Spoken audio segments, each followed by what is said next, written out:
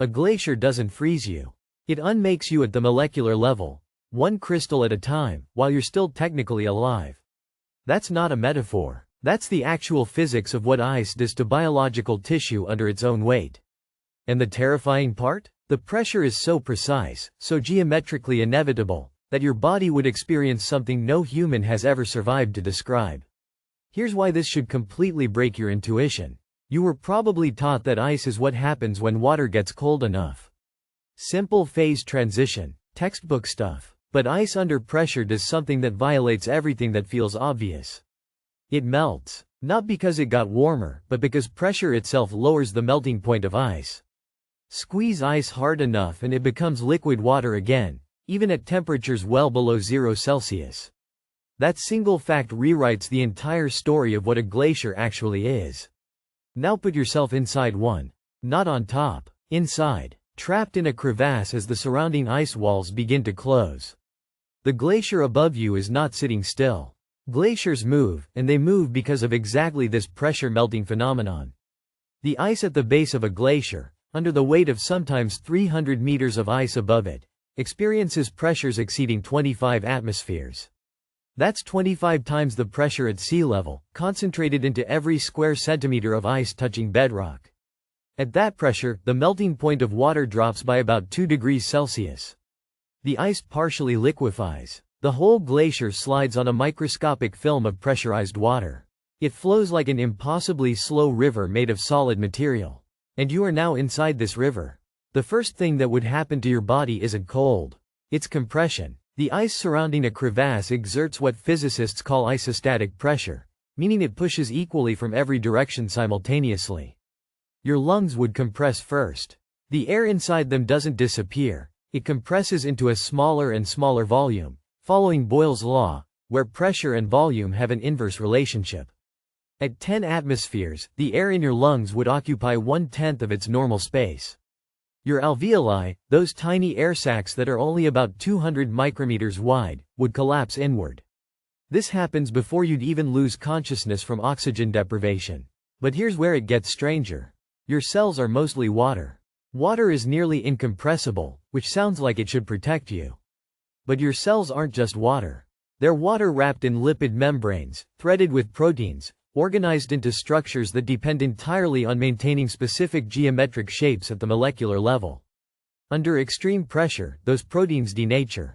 They unfold. The same way heat scrambles an egg, pressure scrambles the three-dimensional architecture of every enzyme in your body. Your cells don't burst. They stop functioning at the chemical level because the molecules that run them lose their shape. This process even has a name. It's called barothermal denaturation, and it doesn't require heat. Pure mechanical pressure, the kind a forming glacier generates over months and years, is sufficient to permanently destroy the quaternary structure of proteins.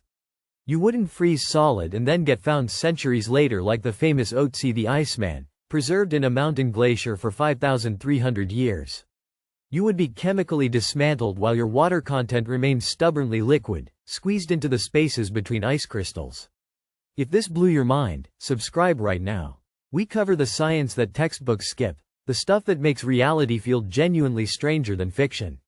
Now here's the layer underneath this that makes everything weirder. Ice isn't one thing. There are at least 17 distinct crystalline phases of ice, each with a different molecular structure, each stable under different combinations of temperature and pressure. The ice you put in your drink is ice 1H, hexagonal ice, the familiar stuff. But as pressure increases, water molecules are forced into tighter and tighter lattice configurations.